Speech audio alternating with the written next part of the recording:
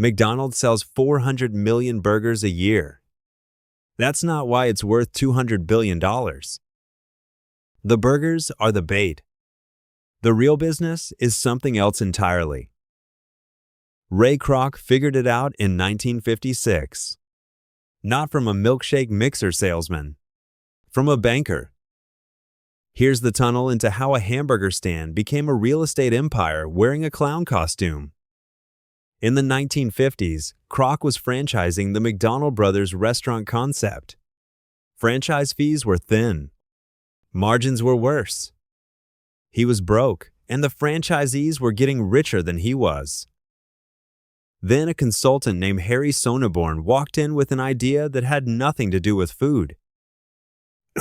Don't sell burgers. Buy the land underneath them.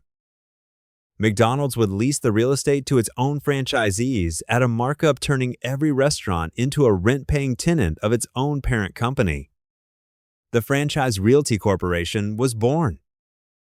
By 1960, real estate rent was already outpacing food royalties as the company's core profit engine. Today, McDonald's owns roughly $45 billion in real estate. Sonneborn said it himself, in a line the company still quotes internally. "We are not technically in the food business, we're in the real estate business." The burgers exist to justify the leases. Every new location isn't a restaurant decision. It's a site acquisition decision run with the precision of a REIT. Traffic counts, drive time radius, competing chains, resale value if the franchise fails the same criteria a commercial developer uses, not a chef. Franchisees don't just pay for the brand. They pay rent on 20-year leases to the company that recruited them. That's the mechanism. Here's the twist nobody puts in the shareholder letter.